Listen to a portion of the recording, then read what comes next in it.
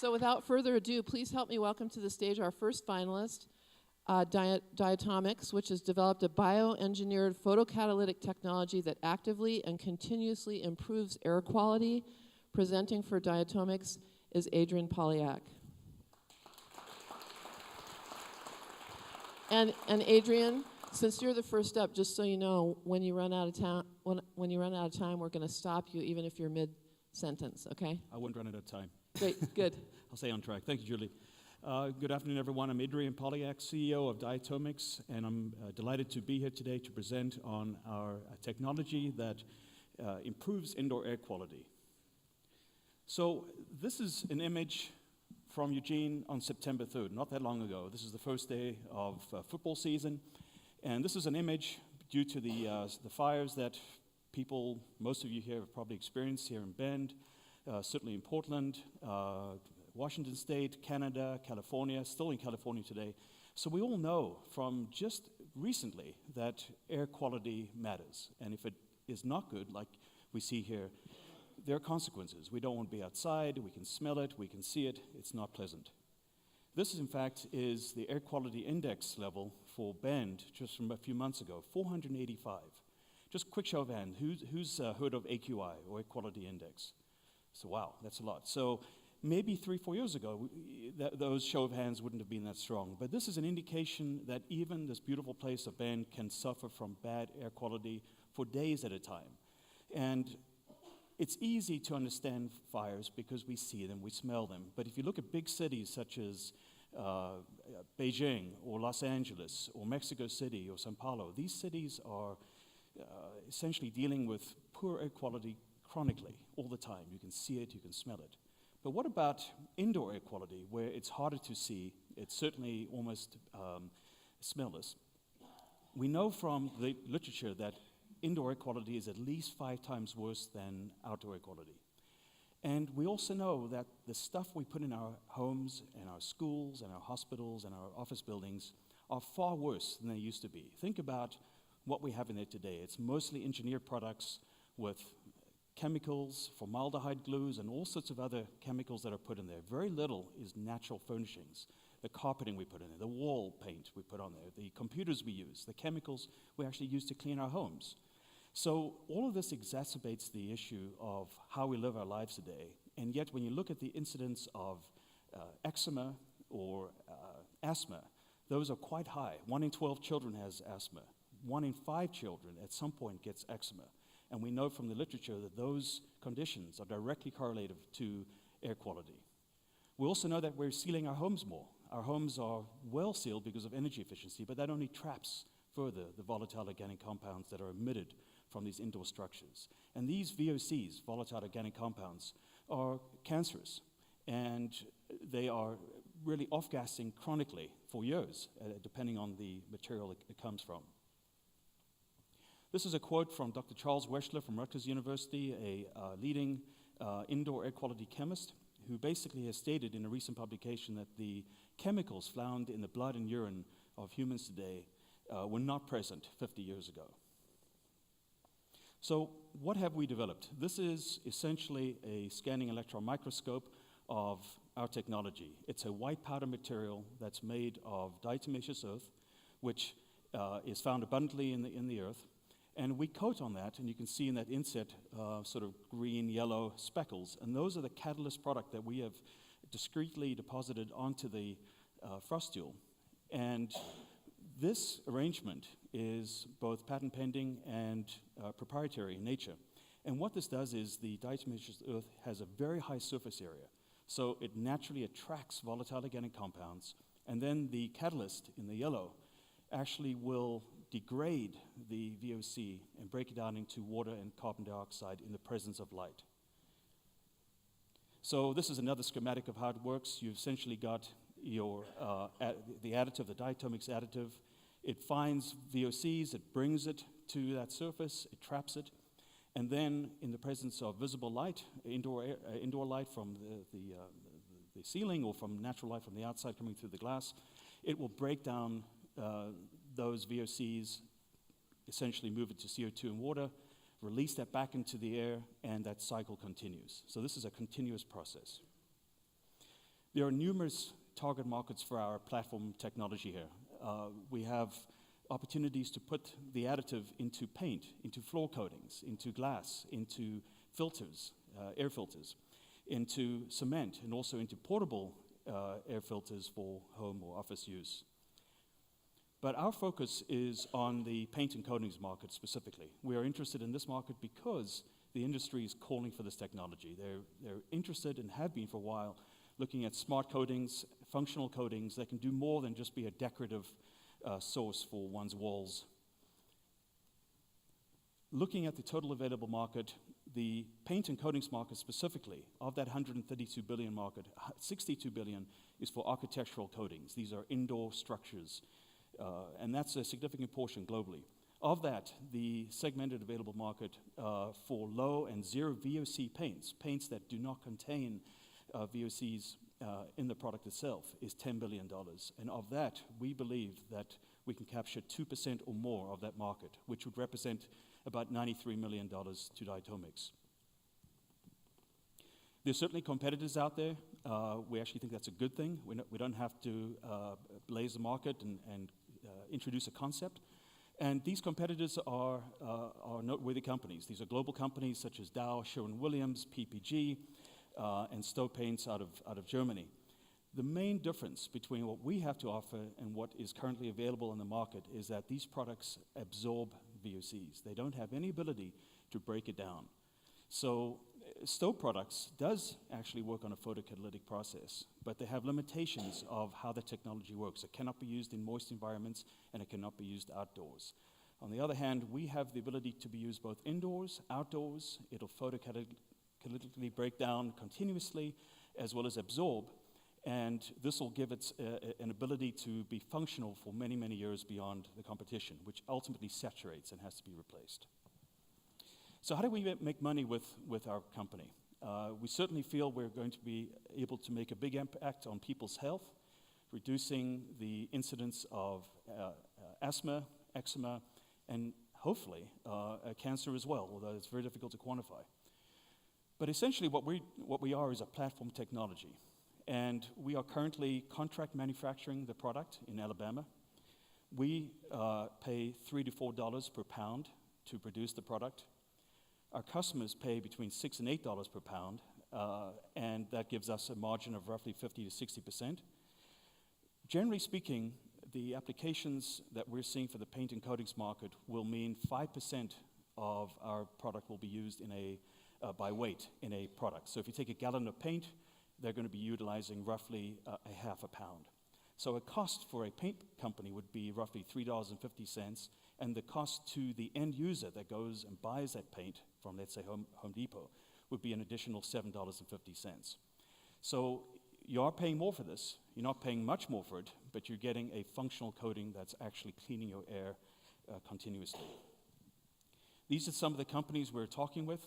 One of those companies, which I will not name, is actually signing a distribution agreement with us as we speak. In fact, they've even placed an initial order, although it was small. These companies go to market two ways. They primarily sell through their own company stores or through the big box stores, who then obviously sell to consumers like all of us. Or they sell through contractors and specifiers, who then would paint schools, hospitals, and so on, hotels. So looking at our financial forecast, we anticipate fairly modest revenue next year in 2018 of roughly $300,000. That'll grow to $1 million in 2019 and to $4 million in 2020. And then in 21 and 22, we'll see substantial growth as we secure more partnerships with the global players in additional markets around the world. EBITDA will be negative for the first 2 years, and then we anticipate being profitable from 2020 onwards. Our headcount currently is 5 individuals. We anticipate that growing ultimately to 40 in 5 years. Milestone charts, we have undergone a lot of testing and a lot of accomplishments just in the past 10 months. We have done independent third-party testing with outside labs that have demonstrated that we can break down compounds like formaldehyde by more than 90% in 24 hours. We've filed 9 patent applications around the world. We've established contract manufacturing in Alabama. We've made our first beta sale, And then over the next 4 or 5 months, we'll continue in earnest to connect with different channel partners and establish agreements for sale, as well as conduct market research into additional markets. My final slide is really our team, which is by far the most important aspect. We've got some outstanding folks on board. Joseph Tebus and Joshua Olson work tirelessly in the lab. Nick Day, who's here as well and will help me with Q&A in a few minutes, is our CTO. He's a PhD chemist with a strong expertise in photocatalysis. Rick Barnard is our VP of Business Development. He's a 27-year-old veteran in the paint industry with experience with rotor paints. And Bill Byers is a chemical engineer with a lot of supply chain experience. And we have 2 advisors as well. And last, I'd just like to thank our investors, Onami, Lectrix, Willamette Angel, and Reference Capital. Thanks very much. Great. Thanks, Adrian. Great job. Okay. So, Jen, would you like to kick us off with some questions? Am I on? Thank you, Adrian. So, given that you are going to have to create consumer demand for this product, right? Especially, the family is going to have to pay another $7.50 per gallon. Can you talk about the effects of the paint in the home as compared to a product that a consumer might be familiar with today, like an air purifier or something else? Well, I could answer that several ways. One is that most consumers today are aware of low VOC paints.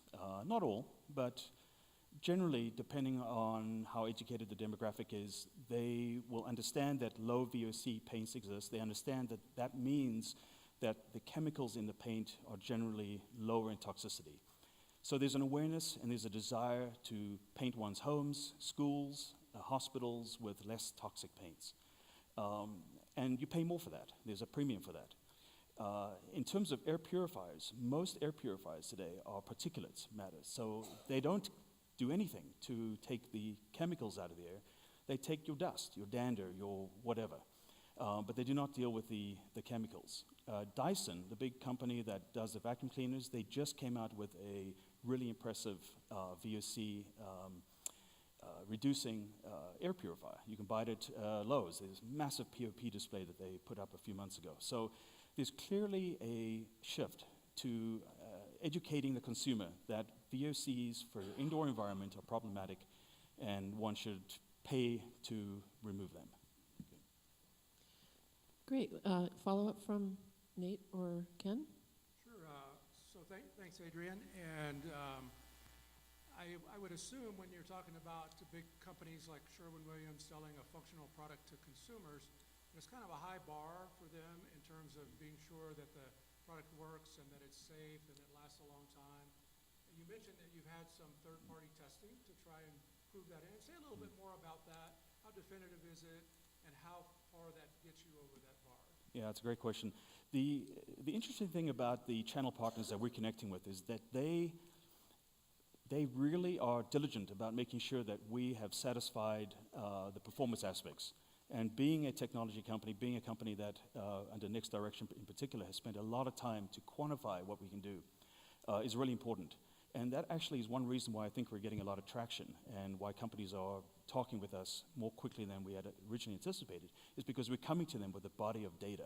And a lot of that testing is done through ASTM standards, through CAL standards for air quality. And so these are essentially benchmark standards where you can put something in a large chamber and simulate a room where you've now got a high level of whatever VOC, formaldehyde, butanol, toluene, it doesn't matter. We can all control that. And then you can see what effect that does to remove that level from that chamber. So these are benchmark, these are standard tests that are well respected, well understood. But at the end of the day, the product also has to stand up to burnish resistance and to scrub resistance. They have to go and simulate a kid putting a crayon on the wall and making sure that can be wiped off. Or in the case with floor coatings, that it'll handle traffic, for example. So there's a lot of stuff that we have to do. But I will say that the fundamental aspect is that a company like Sherwin-Williams is a 160-year-old company. They're not going to put their reputation on the line with something that they haven't put through the ringer. So what people are doing are buying on trust, because you cannot see the additive we have in the paint. You cannot smell it. You have to believe that the marketing around that is valid. And it's their reputation that ultimately is going to be impacted if it's not the case. So there's quite a high threshold on that level. Just giving the audience a heads up that we're going to take a couple more questions from the panel, and then we'll also go to the audience. So be thinking if there's something that you'd like to ask. And these people on the sides are here with these soft-sided speakers, and they're going to toss it to you, and then you speak into it. So unlike my three colleagues here, I don't evaluate businesses for a living. I work for the state of Oregon. So when I come to a social impact fund competition, one of the things I'm curious about is what types of metrics or, in essence, consumer push, consumer demand you're creating by tracking things, and this can be your whole industry, it's not necessarily you solely, but things like days of work missed. You had a great picture of the school classroom. How many kids don't show up to school because the paint in their school is ancient and terrible for them? As a state employee, I'm always curious about what a company growing up in our state can contribute back to that social good. And so I'm curious what kind of big metrics you have, what kind of numbers, because as you approach your paint creation customers, what kind of push are they getting from all of us, the folks that have to live inside? Yeah, definitely have some thoughts. Do you want to take that and I can join in? Yeah, sure. Can you hear me? Great. Yeah, so the cost to the United States for asthma, eczema, and allergic diseases in general, which is caused by bad indoor air quality, is around $62 billion a year, I believe, or yeah, just about the same. And so that's a major cost, and that's lost work days as well as medical, going to the hospital and things like that. So I think that's a big reason that we should think about these sort of solutions to improving indoor air quality. And I would also add to that when you look at low VOC paints, which maybe some of you guys, and just how many folks have used low VOC paints in their homes? So it's about a third. And how many of you know of low VOC paints, know what that means? So maybe 60%. So this is where it comes from. The consumer has to demand it. And what we've learned from talking to these paint and coatings companies is that they're not that innovative. They're actually not that aggressive in pushing innovation like you'd expect from other industries. I mean, it's kind of surprising. And they've told us, they said, look, 25 years ago, 30 years ago, we had to essentially have legislation come after us to make this happen. And that legislation was because of the consumer, saying that, look, we know this stuff smells, I'm getting headaches, I have sick building syndrome, and all these kinds of things are going on. Something's wrong. And it was that push that drove this change. And we're seeing that as well now. I mean, constantly, all the time, we see in these trade journals how functional coating technology is around the corner. But we have to do it because legislation is coming behind us. So unfortunately, that's the drive here. You do have a number of companies that we're connected with that are more proactive, that do see the opportunities to differentiate from the competition, to do good for the environment and for people's health. And those are the folks we want to connect with, and there are plenty out there. Audience, you have questions? We're dying to try out these speakers, so if you could stand up, yeah, and get the toss. Touchdown, good one. So you say that water is one of the byproducts of the process. How do you dissipate the water, the moisture? So when we think about relative humidity in the air, it's very high. And when you think about the average concentration of VOCs indoors compared to a water level, it's very low. So when we're talking about the amount of water we're creating, it isn't enough to modify, let's say, the relative humidity in your house. Another question here in the front. Can you stand? Okay, go for the first down. First down, good one. Thank you. Can you hear me? Yeah, Okay, right. I won't assume to know your market at all, but it would seem to me that the filtering system is pervasive. And with that, I think you said that you needed more testing on that. Have you considered licensing and getting a partner to do the testing with you? Yeah, that's certainly come to mind. I mean, the idea of distribution versus licensing is favorable in many ways because we have production, scale-up experience, so we'd naturally like to go that route. But the idea with all of these opportunities is you've got to find the right partners. And in particular with HVAC or air filtration, a lot of those big major companies like Honeywell and Carrier and so forth, they don't do much marketing. They have distribution network who then will do the marketing, and those distribution networks are generally local or regional.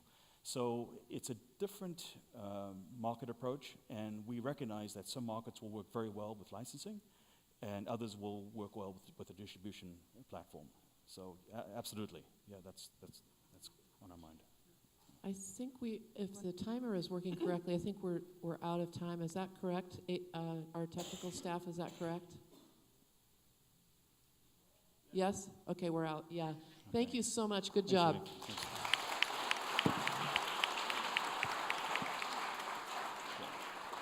That's great. So it's always dangerous in the front row when you're in the front row with me. So on this next one, I'm going to ask somebody from the front row a question. So be ready, okay? All right. So now on to our second social track company pitch this afternoon, eWind Solutions. eWind is a renewable airborne wind energy company utilizing a rigid wing kite to produce energy. Welcome to the stage, David Schaefer. David? Thank you very much, Julie.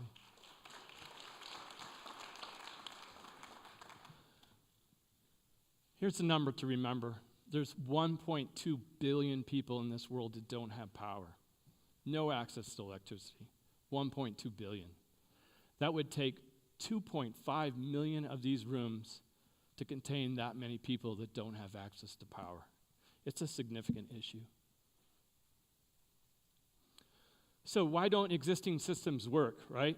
Existing renewable systems, solar and wind, for example, are too expensive to buy and install and maintain. Diesel, which is primarily used in underdeveloped markets, is extremely expensive to run because of the fuel acquisition cost of diesel. It's extremely cheap to buy, but it's also polluting our environment. So what we need is a system that actually is inexpensive to buy, inexpensive to operate, inexpensive to maintain, and doesn't pollute the environment. Guess what? We're working on that. Here's what our system composes. It's really three main components. It consists of our smart kite. It consists of a tower on the ground that contains a generator and a connector between the two, which is called the tether. And what we can do with that is it enables us to fly way over traditional wind turbines. So the scale here is almost correct. And you can see that we can fly considerably higher.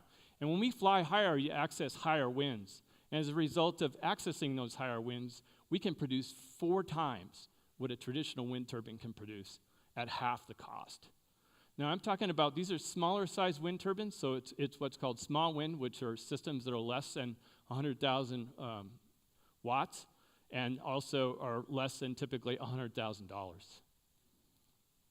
So these would be systems that you would see in developing nations. So how does this system work? At a simplistic level, it's really pretty basic. You remember when you're a kid flying in a field, pulling up, tug on the kite. That's just very, very similar. But the technical challenge is really just achieving system automation. And that's the tough part. And we have a super awesome team working on that. The other thing, to put this in perspective, the smart kite is about 10-foot wingspan. The dock that it sits on is also about 10 feet, and the kite weighs less than 15 pounds. Now, when the kite is smart, so we call it a smart kite, similar to, let's say, a UAV, a smart UAV, because it's got a lot of smart electronics on there. But when it senses good winds, it self-launches. System has to be completely autonomous to work. It self-launches and pulls away from the tower. The tether then pulls on a drum that's on the ground that spins, which turns a generator. Again, fairly simple. And the generator turns and creates some electricity. As the kite continues to go up higher in altitude, it creates even more electricity until it reaches about 500 feet, at which point, very similar to a plane, tilts the nose down and glides back down to the tower. Getting closer to the tower, then the kite again changes its angle of attack and then gets pulled back out in the wind again. So it's a basic yo-yo principle. I made it seem really easy, but a typical cycle is 3 or 4 minutes, so it's hard to show you it in action here. But this is it. It basically, yo-yo cycle continues over and over again. So the obvious question is, what happens when the winds are too low or too high, bad conditions, whatever? Again, this is a really smart kite. It knows that and can glide back down to the dock, dock itself, lock, and just wait for good winds to come. So how does this compare to the competition? Well, eWind's system is inexpensive to buy, inexpensive to install, compared to traditional renewable energy systems, either solar or wind. They're about the same efficiency at this level. And we're inexpensive to operate, and we're non-polluting, compared to diesel. Diesel has a huge advantage in that their purchase price cost is really low. So we're not expecting to come out of the chute and beat diesel. We've actually got to work on our costs, continue to improve economies of scale to get it to a point where we compete with diesel in the fewest possible years. So what we're going to do is introduce a product, and we're looking for a good market to move into, but we're going to introduce a product that's $60,000. The initial price of the system seems kind of high. That's 2/3 the price of existing wind and solar systems for the same amount of power. And that's also 4 times more efficient in terms of creating that power. We're going to look for some initial markets that are willing to pay a little bit more for this system. And these would be markets that are growing high-value crops, especially in Oregon. These are wineries, especially in our area. We've talked to 45 wineries and farmers so far. They've been really impressed with our system, and a number of people already want to pre-buy systems. And we've got a ways to go yet. But the advantage to the farmer is it really resonates, with the wineries, it really resonates with their sustainability options. They want to be green. They want to be seen as being green. They also they like a cool wow factor to attract customers, and you can do some amount of advertising in there. But one of the key advantages of the system, besides that it's generating electricity and does a return to these investors in 8 years with subsidies and 10 years without, one of the key things is it takes up very little ground space. So you can imagine a winery, ground space is really critical. And our system is small, so it's about the size of a small pickup truck bed, and it can be moved around, so it's a portable system. We also think that nut growers are another high cash value crop. Another one that's an interesting thing, a side benefit of the project, they also have problems with rodents, just like wineries do, birds, whatever, and the system casts a shadow that actually scares these away. So nut growers are another one, and cannabis growers, whether you like it or not, their expenses, 51% of their cost is tied up in electricity in rural areas, so it's another potential target. And then eventually going to mines and military applications, there's been some interest in that area. Moving down so that over time we drop our price and we be competitive. Now that initial system at $60,000 can provide power for one big US farm for 1 year. That's 4.5 American homes, or roughly 45 homes in an underdeveloping country. So it's a pretty substantial amount. What does that look like in terms of the market? We think the market is fairly good sized. For farms alone, there's 2.2 million farmers in U.S. We believe 10% are in windy locations with good incentives, high electricity costs, enough land to support the system. If we assume 10%, windy locations, we just capture 15% of that market, that's 15 billion. The underdeveloped markets is a bigger one, obviously because of the volume. 1.2 billion is a significant number.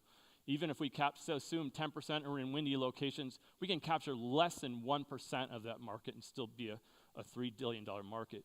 And the off-grid market, surprisingly enough, the last 3 years, 60% of current wind turbines sold out there are going to the off-grid market. It's a market that seems to be increasing substantially. How do we make money? We make money by selling our product, initially at $60,000, have a maintenance fee after the 1-year contract, and would eventually like to look at leasing, similar to what Solar City did. We would outsource sales, distribution, and maintenance. Looking at the financial, we're still developing the product, so we're 2 years away, which puts us in a position where we're 2020 before we actually start our first sale. Break even in 2022, and we require investment of approximately $7 million. And then get into the undeveloped markets, we hope, in 2024. And still be making a decent decent revenue number. So going back to the diesel break-even period, how do you break even with the diesel? When you look at traditional wind systems, again, solar is pretty similar. Because they're so efficient, they need 4 times more systems than we do to be able to deliver that same amount of power. It takes more than 20 years for them to break even. And it just doesn't make any sense, right? Our system, because of our increased efficiency and lower cost, we can actually break even within 5 years as soon as we start shipping this project, and then obviously that goes down over time. Now, we're still going to need financing and distribution partners, obviously, to get into these markets, but it really offers a compelling opportunity for some of these people that don't have power to get renewable, clean power. I think we have a freaking awesome team. From product development, technology development, physics, control systems, mechanical design, product cost estimating, global procurement, business advisory roles, just are super. So far, we've collected 1.2 million, I wish it was billion, 1.2 million in funding so far. We've contributed quite a bit to get the company started, and we've also been very fortunate with Oregon Best, but we're super, super proud of the USDA. Through that scientific review process that they go through, it's a rigorous process for both the technical aspects and the financial aspects now, and that's important. And obviously, they see the value that we bring to the farmers. Moving forward, we're really looking for 2 engineers to expand the launch and landing design, and then work on the control system, and expand, obviously, our investor network, and then work towards a series investment next year.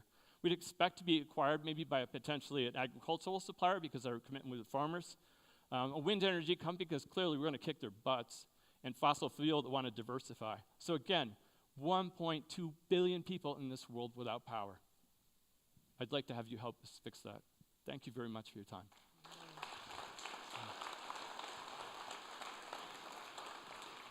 He ended his presentation with 1 second remaining, which is awesome. Very efficient use of energy, just like the kite. Awesome. So I'm going to invite up Sean Mish. Sean is the director of our control system, and so he can handle a lot of software and controls questions too. Great. So open up to the panelists, and I encourage the panelists to also build on each other's comments as well. Great, thank you. It's good to see you again. Glad to hear things are moving forward. Can you talk a little bit about, so it's not always windy, obviously, just like it's not always sunny and it's not always wavy. What's the solution, especially in these very small footprint, cost-constrained environments for storage of the electricity that's generated on those windy days and windy nights? Yeah, that's a good question, because even at a capacity factor of 40%, we're only generating power at 40% of the time. So an ideal solution would be pairing this up with battery systems. Tesla's Powerwall, for example, but there's a number of Oregon companies that are obviously driving some other unique, more organic solutions. So yeah, I think eventually, longer term, we'd probably want to do that. But the big factor in some of these things is that, in general, for solar now, they really use the grid as the battery. So when you're generating power and you're generating more power than you use, you push it back into the grid so that you get credit for it. So really, the grid is a battery storage, the most popular storage system. But like I said, the off-grid market being at 60%, and they're not even on the grid, and that market's increasing, I think that's a good opportunity for us.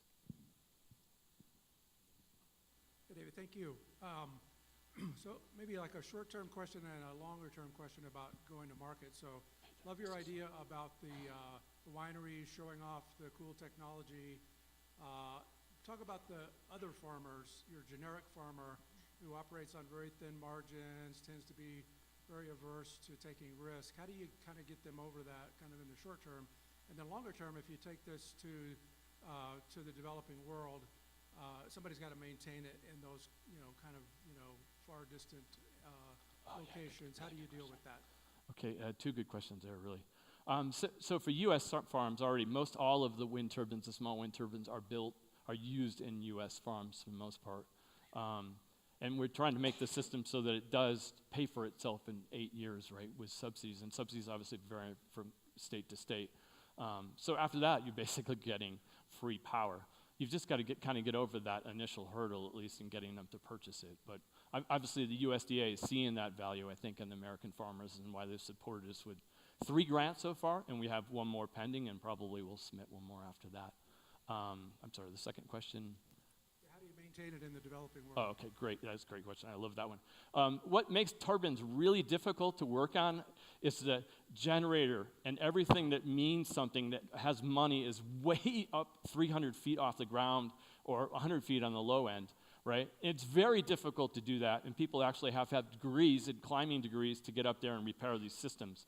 The advantage of when you have a system that flies back to the ground and it doesn't have a lot of stuff on it, this is, again, a system that's less than 15 pounds. It's got a bunch of cool electronics on it, but you can basically reach the system, you can replace the parts. So I think what we determined is maybe our warranty or what we'd charge for maintenance might be just simple part replacement, because this should be an easy thing to do.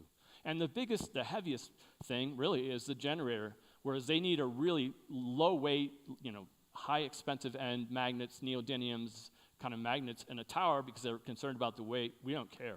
So we can put it on the ground and just use regular iron magnets. Also makes it more reliable. But Also, thanks, David. Also, if I may add, in the developing nations, there are already potential partners on the ground, people developing microgrids in those areas, people that already have field engineers to work on diesel generators or other electrical generators that they have on staff. If we make partners in those areas, we can not only help them reduce their dependence on the diesel generators that are already in place by giving them the clean energy, but we can also take advantage of the staff that's already on the ground. So on Monday, I just got back from Iceland, which reminded me that there are places in the world where the wind just never stops blowing, ever. And so to Jen's question earlier, have you done an analysis of, and I'm just thinking, we live next to the gorge, right? The gorge has a pretty steady wind. Have you done an analysis of sort of these first targets, first target customers, where that payback period might be small, or potentially they're becoming a net meter customer almost immediately? Do you have that kind of analysis? You did the work for this. So NREL, National Renewable Labs, has some great wind maps, not only for the U.S. but for the world, and at not only at ground level but at different levels in the atmosphere.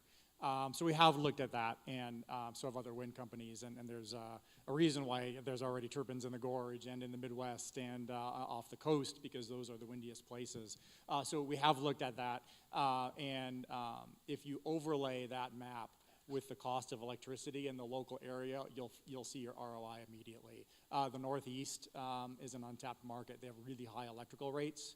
The coastlines of Alaska and Hawaii they pay 30 cents. We're pretty fortunate here to have Bonneville in our backyard, right? We get pretty cheap power here in the Northwest, but other places aren't so fortunate. And when you overlay the areas with strong winds with particularly the areas where there's higher electrical rates, you see the payback increase dramatically. Okay, audience, let's play Stump the Entrepreneur. Let's get some hard questions. I do want to take one from up here in the front row. We've got a crew. Are you all from the same school? Where are you from? All right. Oregon State. Okay, get that orange box. Most of it's my orange and retirement went black. there. OSU. Round of applause. Woohoo! So I know you talked about how it's a smart kite and it comes back in during rough winds and everything, but there are places where it rains a lot, hails a lot, and it's like lightning strikes. And I know it says that's rodent resistant and everything. How durable is it to like lightning strikes and stuff, though? Well, there's obviously a whole bunch of things that we need to test. I don't know if you want to try to shoot at that one. We just sat in on an interesting keynote presentation in Germany a couple weeks ago from the gentleman from Siemens Wind Power, and he was talking a lot about lightning strikes, how unpredictable they are, and how they're seasonal, and so you have to look at that on a case-by-case basis. There's really not a great forecasting method that we can say, oh, hey, the lightning's about to happen in an hour, bring it down. But the tether, our tether, is synthetic. It's not metal. So if the kite were struck by lightning, it wouldn't be transmitting that charge all the way to the ground. So there is a safety factor there. But yeah, other things, snow, wind, rain, it is durable. It's not going to probably run in the Arctic, 24/7. There's just some cases where areas where it's just not going to be practical, but there are plenty where there is. I'll add to that. I don't know if you've ever seen a picture of a traditional wind tower get hit by a lightning strike. It's impressive as crap. I mean, you basically just sunk that asset, right? Because you're sitting on and sometimes those wind turbines in a gorge are on a 30 foot by 30 foot by 30 foot deep concrete base, right? You aren't moving that asset. As an investor, that's a terrible thing to have somebody pull out on you and have that be a liability, whereas obviously we'd have that as an advantage. We'd pick it up and move it someplace else. And the kite's roughly 15% of the total cost, so it could be replaced. Good Who question. else? Who else? Okay, and we'll take one from the audience. You, yeah, and then we'll take one from Nate, and then we'll try and get one from the very back there. Hi. In your bio, you'd say that you're interested in targeting wineries as your sort of startup target market. And then you also say you want to expand into the disaster relief in developing nations. What do you think that transition will look like between the two very different? Developing nations is probably a little bit different than disaster relief, although we would have loved to have been helpful in some of these recent storms we have. I mean, one of the sort of disadvantages of the technology, right, and why farms is such an ideal target is we don't know which direction the wind's coming from, right? So we could be sweeping it around 360 degrees. So we typically want to be in areas where there are not a whole boatload of people. Farming down below it, no problem. We expect to have an app where it's smartphone, you tell it, come on back down, dock, I'm going to go plow today. Or we've talked to farmers, they're not concerned about the cows or livestock that are out there, but you should be able to do that. So and it works better in developing nations, where it's kind of when you're doing disaster relief, if you're in a confined spot, we might be constricted due to the technology, but it's a good question. Great. So you have 17 seconds. Is there something you want to say in 17 seconds? Now you have 13. Now you have 12. Now 11. I'd love to have some partners. I appreciate it. Hopefully everybody sees the value in what we bring in terms of support for underdeveloped nations. Thank you very much for your time. Thank you so much. Appreciate it. Thank you. Good job. So on to our next pitch, Green Theme International, the next generation, and please, presenter, make your way up while I'm doing this. Green Theme International, the next generation in textile performance, in durability, value, and environmental sustainability with clean chemistry and water-free solutions. So presenting on behalf of the company is Martin Flora. Martin?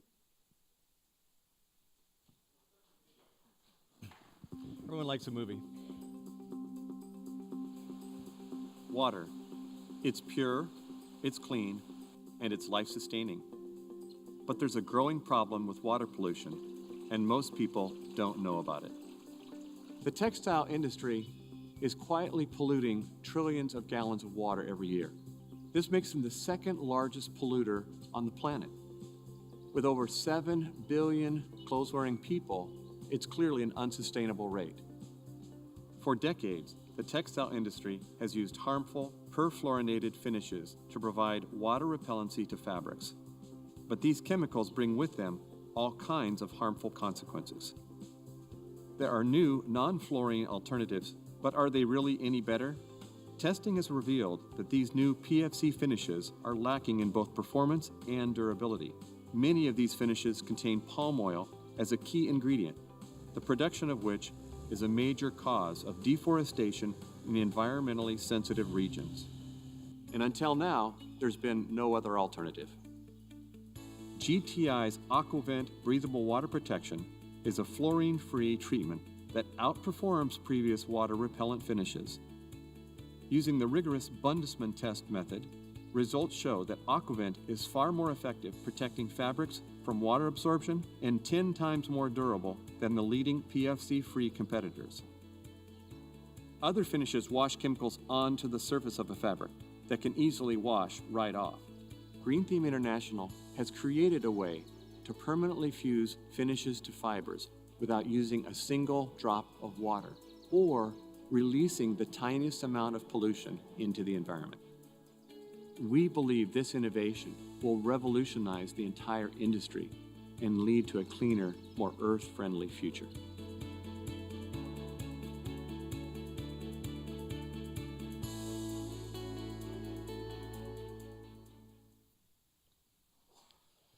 So thank you for coming today. My name is Martin Flora. I'm the CEO of Green Theme International. And, textile innovation company, and we also are a chemical innovation company. I'm here to talk to you about a global problem. And like in the video you saw, textiles is the second largest water polluter in the world. Most people don't know that. Every piece of clothing that you're wearing today is finished with chemicals. So every single thing that you're wearing is involved in this finishing process. And right now, it's involved in what we call the cycle of pollution. So the first element is every fabric is treated with a current toxic chemical base. That contaminated water that is used in the treatment process gets contaminated and then goes into the water stream. In addition to that, the finishes that go onto fabrics are not durable. So when you bring your clothing home and you start to wash it, everything that's on your clothing goes into your washing machine, goes into the water streams, as well as everything that, when it rains, it washes off as well. So you have this cycle of continuous pollution. So what have we done? It's a very, very simple solution. If you don't use any water, you're not creating any waste water. It's pretty straightforward. We have a patented chemistry base that we use to apply finishes. We also use a patented process to apply the chemistry, which again eliminates the waste process. So there is nothing that goes onto the fabric, comes back off of the fabric. And the big plus of this whole process is the fact that the performance of the end product is 10 times more durable than what's on the marketplace. So as you engage your marketplace, you're giving them something more while you're doing something great for the planet. So what's the difference between us and everyone else in the marketplace? So like I said, everyone else basically uses water for their foundational solvent. Green Team uses no water in our process. And the here in quotes basically are the quotes of one of the major brands. When asked by a mill, well, what do you think about this process? Currently, the person who just finished production with us said, it's the only one that works. So the market opportunity. First of all, to understand, like your cell phone, this process is a platform. So our first product is water repellency. And we've got this commercialized, and we're now in the marketplace moving. The first launch will be in 2018 at REI. Many of you probably already shop there. But in addition to water repellency, there are multiple other attributes that we add to our clothing, like dye and bug repellency. So there are many things that we can do, and we're in the lab currently testing. So how do we make money? Very straightforward. We go to the brands, we talk to them about what the opportunity is and how you're going to have a better product at the end of the day. They say, wow, I get a better product, and then you hook them with the environment. See, the trick with what we're doing, much different than what a lot of other people are doing, we're not selling the environment. The environment is not what people want to pay for. They want to pay for something that means something to them personally. Kind of cutting out a little bit. We also make $2 per pair of shoes. So who are our brand customers? Currently, we've just finished production for Marmot. We just finished 110,000 yards. We have a facility in Taiwan. And in that facility, we run our own chemistry, we run our own machinery, and we have our own staff up and running. We just got through talking to Ralph Lauren. I was just in New York City, and I met with the senior team there. We're now working on a project that they termed as a $300 million project just for them alone. In addition, I just got through meeting with the North Face at our factory in Taiwan. Again, they're talking about launching this project with another potential $10 million in the second year. In addition to fabric brands or apparel brands, we're also talking to the mills around the world. And because we're delivering a different product, they are also interested in buying and bringing this technology to their own countries. So the opportunity to spread what we're doing around the world and make a major impact is significant. Currently, for example, we're in discussions. I just got a call from GORETEX. They're an Italian high fashion brand. What's cool about this technology is it's invisible.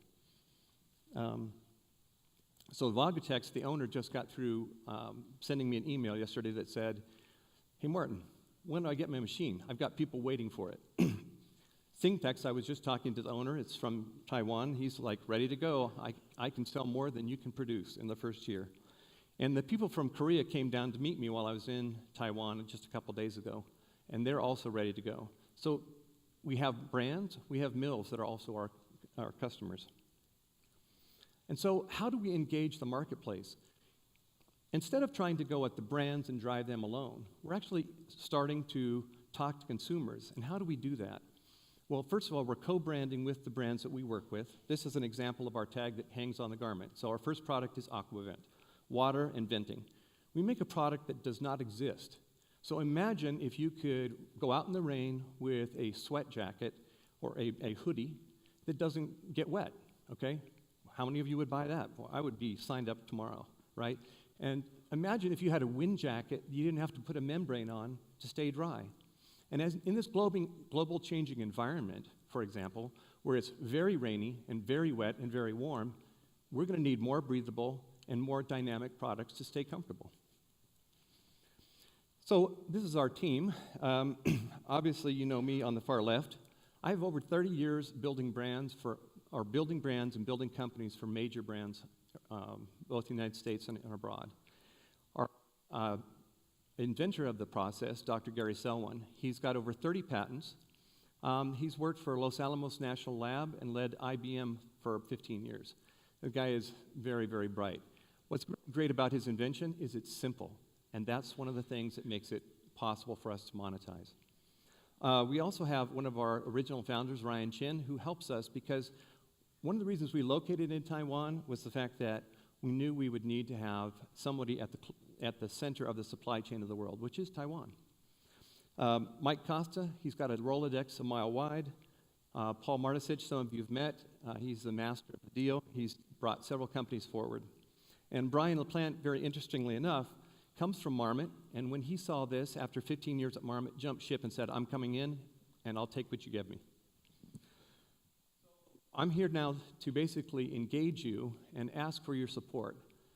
If we win, that's great. But more importantly, what I'd really like to do is have everyone out there start looking for GTI products, Aquavent when you go to REI, and more importantly, think about, okay, what is this product going to do, and how can we promote it into the world? We're going to reduce water pollution, and when we say plus, what do we mean? We're going to give you a better product, and we're currently giving you a better product that is not made in the marketplace, and every time we build a product, we do something for pollution by removing it. Thank you. Thank you, Martin.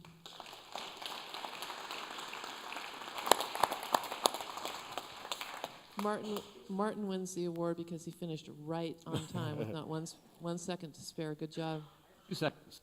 You did well. I'm in second place at this point in time. I thought it said 0. Okay, great. So Nate, do you want to start us out?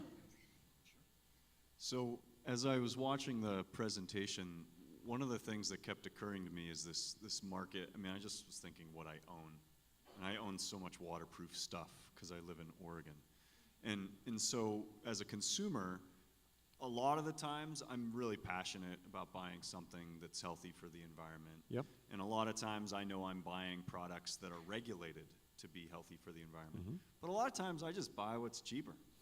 True. It's just what it's sometimes what I do. And so I'm curious how these products are going to compare on price if I walk into that REI and I'm looking at the Marmot jacket versus the Columbia or whichever brand you haven't gotten to yet. I'll have to change over.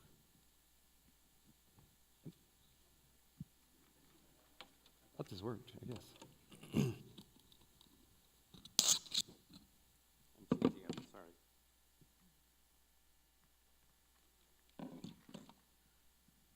So when we talk about price, we're comparable in price, and if you think about a 3-layer jacket, you have to start thinking about, so when we talk about DWRs and water repellency, that's kind of old school technology. So the original membrane was created by GORETEX about 30 years ago. There's a great story behind that actually, but anyway, that membrane is highly toxic. The process is highly toxic to apply it, and a typical GORETEX fabric is over $10 a yard. So what we're producing at this point in time are, we are delivering a product we call breathable water protection, okay? So it's a different platform, and it's a different product. And how do we engage consumers? Well, you give them the next generation. You don't give them an iterative, advancement. So it's not a little bit better, it's it's a quantum leap out there. And here's the thing about how does it work and how is the difference in price. So your body naturally has evaporative cooling. As you perspire, it evaporates off your body. Anything that slows down that evaporative cooling process is uncomfortable. So with our process, we're able to eliminate the membrane in many applications and increase the airflow. So you're more comfortable, and the bottom line to the cost of the fabric is we're adding $1 to the cost of the fabric. A base cost of fabric is $2, $3. So our total cost for a waterproof fabric, or essentially waterproof fabric, is about $4 relative to above 10. So in some cases, when you're comparing, GORETEX or another membrane technology, you're much less, and you're much lighter, and it doesn't wash off. So the other thing that's funky about the existing technologies is they're not durable. So how many of you have worn a rain jacket and they wet out, and it doesn't work? I mean, it just doesn't work. That's the words of the brands out there. That's why this product has taken the market by hold, and it's global too. So great question, thank you. Great, yeah, good. Yeah, Martin, so I take it you're a marketing guy working with a bunch of PhD chemists. And so say a little bit about where the product stands. You talked about it being in production. I know sometimes with these chemical processes, it's one thing for the scientists to make it work in the lab, and maybe even in small production where they're babysitting it heavily, but you kind of got to get it to the point where the scientists aren't involved anymore. So where are you with that? That's a great question, and that's part of our business plan. So I'm not just a marketing guy, by the way. I actually taught advanced textiles in college. So I understand quite a bit about how to build. And just to let you know, so the number one, That's good to know. yeah, well, the number 1 and 2 textiles currently selling at Columbia still after 10 years are both textiles I designed. So I do know a little bit. But as far as where are we in the process? So part of our business plan was trying to anticipate what would we need to do to commercialize this process. And by going to Taiwan, we were not just setting up a production facility, but we are creating a commercialization process. So what we've done now is we want our lab to work on these iterative solutions, and that's what they're doing right now. So we want the lab to innovate. We want the commercialization team to commercialize. And as we just, like I said, finished the first 110,000 yards, which was a milestone. We shipped it on time. We just finished it a couple weeks ago. We actually were 6 months ahead of our planned kickoff point. So everyone was sweating bullets as we went through it. And it wasn't just a walk in the park, so you're absolutely right. We actually found, one of the things we found was our chemistry was thickening after about 10 to 12 hours of continuous process. So we had to actually reformulate, tweak the chemistry just a little bit to pull back on one of the ingredients, where in the lab it works great. So as far as where are we in this process, we're now 5 years of development into the process and the chemistry. And we're on iteration number 213 from the lab. But as far as the commercial process, we're now on commercial machine number 3, as well as having now kicked the tires pretty hard and everyone's sweating the bullets to get that first order out the door. So I'd say we're down the road. Are we free and clear? Absolutely not. I would be kind of stupid to say something like that, I think. Good question, though. So we at Portland Seed Fund have a number of investments in technical apparel, outdoor apparel, and all of those products are, in general, cut and sewn in Cambodia, Vietnam. How do you bring home a water crisis that's affecting countries that are half a world away from the American consumer? I mean, it's kind of invisible to most of us. That is a great question, and that's why we're talking about the plus solution. And the first introductory comment was these 2 pockets, right? Well, as a part of my marketing role that I do, it's understanding how do you get a product into the marketplace? What is the demand? People care about the environment, but when you go to buy something, you are actually buying something for yourself.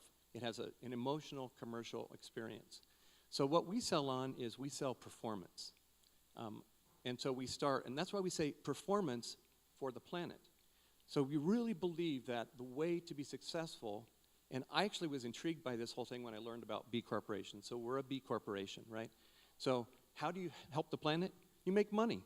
It's a pretty straightforward thing. So how do we sell this and raise the awareness? So we have marketing campaigns that are focused on the consumer, but at the same time, we're absolutely focused on how do we generate sales, because every dollar and every fabric that we treat benefits the environment. So it's really, the environment is a byproduct of a great product that we're selling. So it's just thinking ahead, using business to the advantage of the environment. Hang on just a second. I want to do something. Is there a speaker up in the balcony, one of these boxes up in the balcony? There's a mic. Does somebody want to ask a question from up there since we haven't done that yet? Don't want you to feel left out up in the bleachers there. I want to see you throw the box up there. We'll take a question from down here while they think about it, apparently. Yeah, I'm going to try. Intellectual property. The what property? Intellectual property. Yes. Yeah, that's a great question, too. And it's a serious question. First of all, we have patents around the world on the chemistry, patents around the process, and we have a bunch of trade secrets that make it difficult to steal.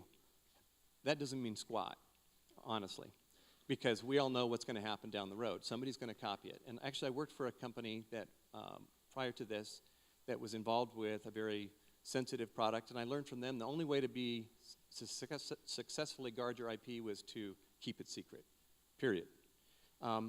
So first of all, the thing that we're doing is we're keeping all of the production in-house. We let no mill or potential competitor come into our facility, and we have people who live on site in that space.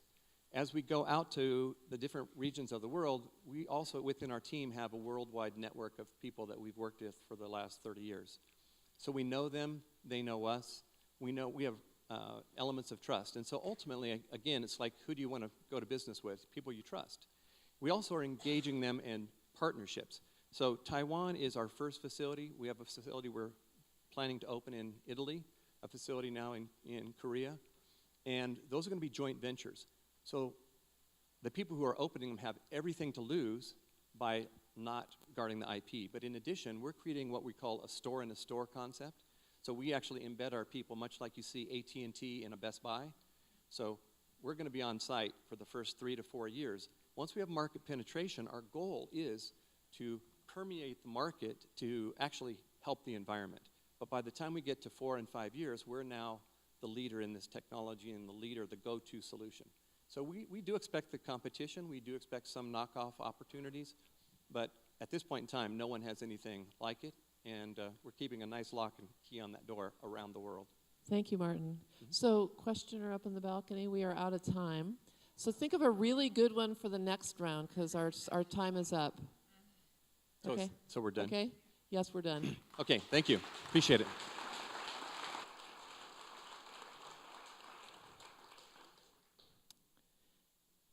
How's everybody doing?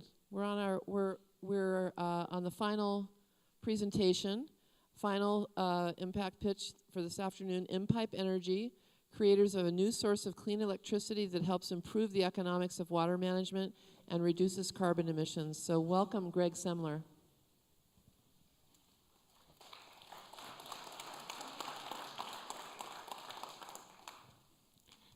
%86 of energy generated in the United States comes from fossil fuels and nuclear power. What if we could generate renewable energy from our existing infrastructure? And what if that energy was reliable and consistent and invisible? And what if it was very low cost? And what if it had no environmental impact? We can. Inpipe Energy is a renewable energy and smart water technology company that's developed a product that converts running water to electricity in existing water pipelines. Water is the most important resource on the planet. It's also the most energy intensive.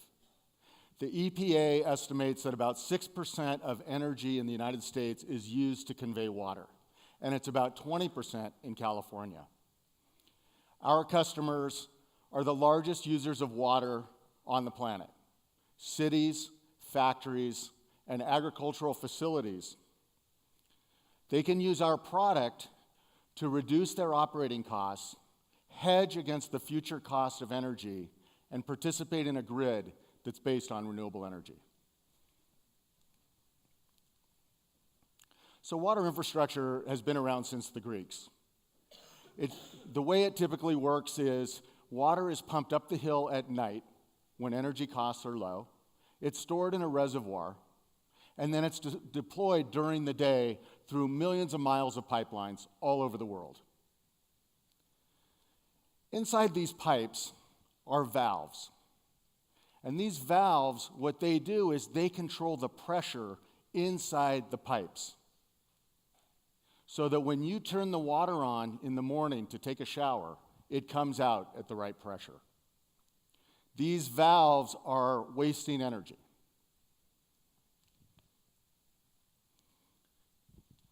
In-Pipe Energy is developing a product that basically controls pressure and very efficiently produces energy. There are no other products on the market like the product that we're developing. What we do is we identify where these pressure-reducing valves are, and water agencies know exactly where they are because that's how you enjoy the water pressure that you do. And we install our system directly into their pipeline by putting our bypass upstream of the valve and downstream of the valve. And then we direct the water through our pipeline, through our bypass, into a turbine that generates energy and sends electricity out to the grid. The water then goes through the rest of our pipeline, which has a valve in it, and the water goes back into their pipeline at the exact same pressure that they need it to be. Hydroelectricity is known as the best source of low-cost green electricity. But because of the scale that hydroelectricity is done, it's very hard to permit. What In-Pipe Energy is doing is wrapped in a pipe, so there is no environmental impact. This summer, thanks to Oregon Best, they funded us to build a full-scale prototype and to test our system at Oregon State University. The test proved that we could replicate the functionality of these pressure-reducing valves as well as what's happening today in the market. We could produce energy between 60 and 80%, which compares to solar of about 18 to 20% and wind at about 13%. So we're about 4 times less expensive than other sort of traditional sources of renewable energy. And we can operate in variable flows. We have a technical white paper, third party, written by Dr. John Parmigiani from Oregon State University that validates those results. So based on the results that we received this summer at Oregon State University, we're now talking to several water agencies, mostly in California, to pilot our project. These pilots are crucial toward us commercializing our product. They will validate our claims about operations, and they will also prove our economics. Once we get through the piloting stage of our system, we will then move to sales and marketing. We've identified 240 water agencies in the United States who have gravity-fed systems, who serve populations over 200,000 people, who have policies that are beneficial to renewable energy, and they operate in high energy price markets. Those will be our target markets. So making money. We have a product that we are making that sells for about $500,000. It's enough energy for about 100 homes. And we make money based on those margins and sometimes from operating the system and maintaining the system. But what's most exciting about what we're doing is that we are mimicking the economics of hydroelectricity. We can produce electricity for 3.5 cents a kilowatt hour, which makes us basically competitive in every market in the world. So we're focused on California and the United States, and we will eventually get to bigger global markets outside the United States. For water agencies, the payback for our system is under 5 years. And this is the difference between projects getting done and projects not getting done. We're about 1/3 of the cost of our competition. So we're building a very profitable and valuable business at In-Pipe Energy. We're going to have our first revenue next year. We don't require a lot of capital. We don't need a big team. We don't have any inventory. We're just very focused on doing these products which pay for themselves in less than 5 years. We do need capital to build those pilots, and that's what we're raising today. but we expect to be profitable in 2020.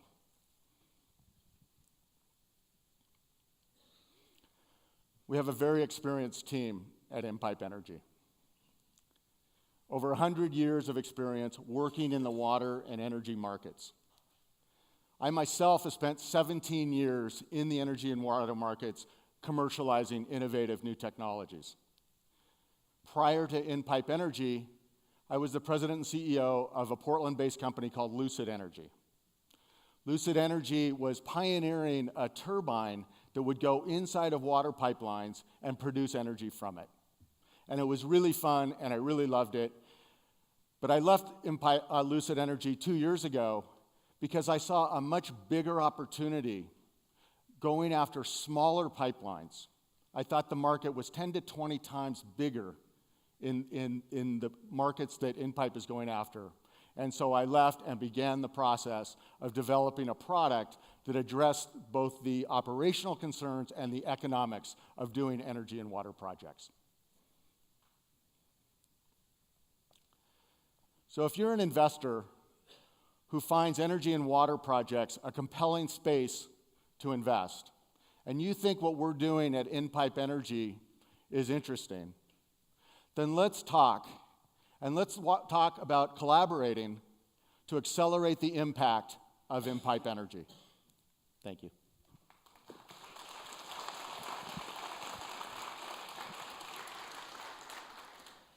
Great job.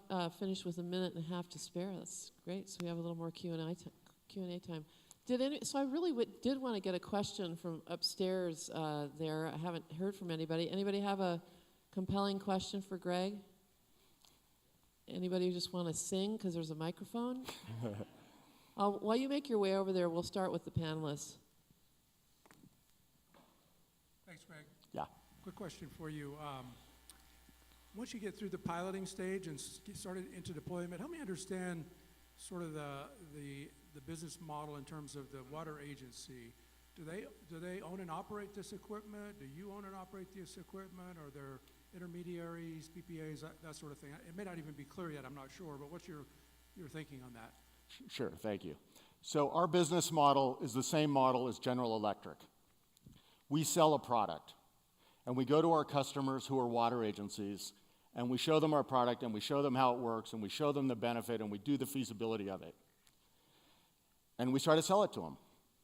And if they don't want to buy it, we'll finance it. And if they don't want to operate it, we'll operate it.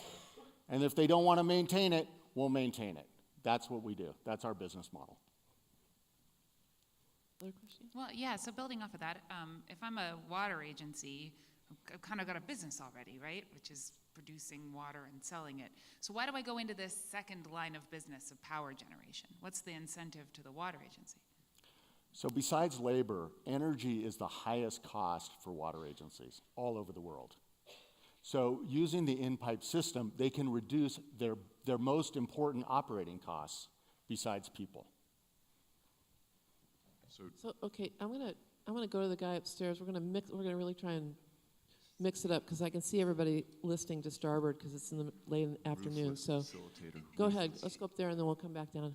Hi, thank you. So in my previous position where I worked in Montana, I helped manage a water treatment facility. And something I learned was that not all water facilities and not all piping systems are created equal. How does your technology handle sort of the various evolutions that might be in the infrastructure of a city or a system, the types of pipes, the types of valves and gate, and all that stuff that's going to be there? How would your system work across those different evolutions of piping technology? Yeah, see, I mean, I think that's what's interesting is that water infrastructure in the United States has been built up, let's say, over 80 or 90 or 100 years. It's very different everywhere, and it's really not changing very quickly. What we do is we go into existing pipe infrastructure and install our system. We don't change anything about what currently exists.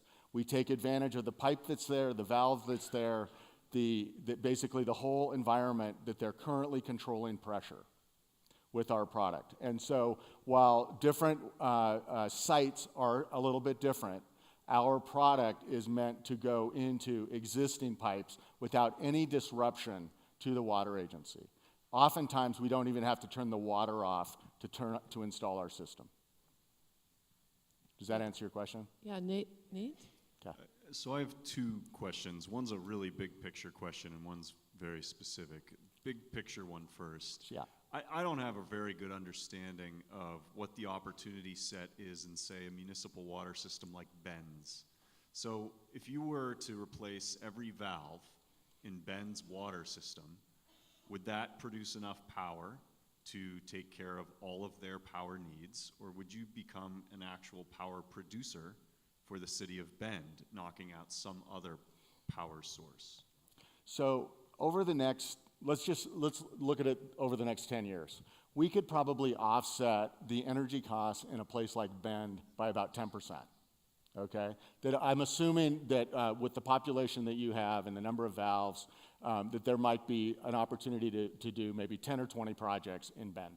And that's total power usage, not just the No, water no, no, system. of the water agency. Of the water Of agency. the water agency, Okay. yeah.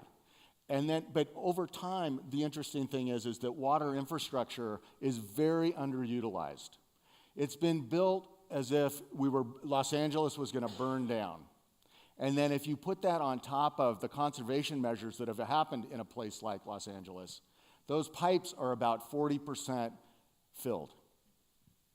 So our longer-term vision is to demonstrate how easy it is to retrofit existing infrastructure with a renewable energy system, and then ultimately go to the big powers that be and say, why don't we fill those reservoirs a little bit higher and run those pipes a little bit longer? And then we have an integrated infrastructure system that both generates water and electricity in concert.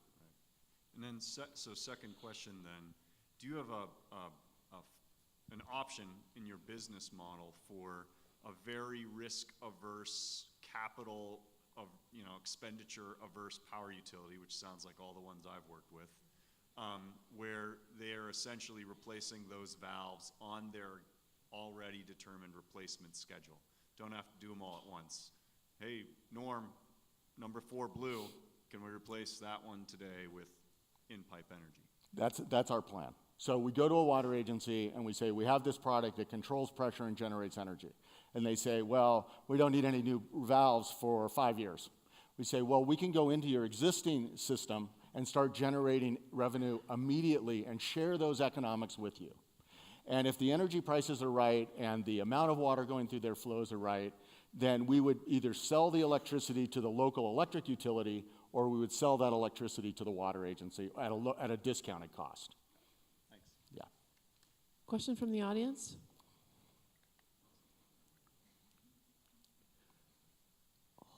I have a question then. So these agencies and utilities are traditionally pretty slow to make decisions. So what have you found in your early conversations in terms of uptake and adoption? Yeah, so as I mentioned, I've been in this business with water agencies for close to 7 years now. And they are a very tough lot. I would say that they are the most under-technologically sound people on the planet, worse than the healthcare industry. But they get it. So the good thing is that they get what we're doing, and they understand it, and they don't like wasting energy either. But their job is to deliver water at the right pressure. So what we have to do is, like we did at Oregon State, we have to prove to them that we do no harm to their operation. And that's what these pilots are about. And so when we do these 2 pilots or 3 pilots that we're going to do, they're going to be in very high-profile, California-based water agencies.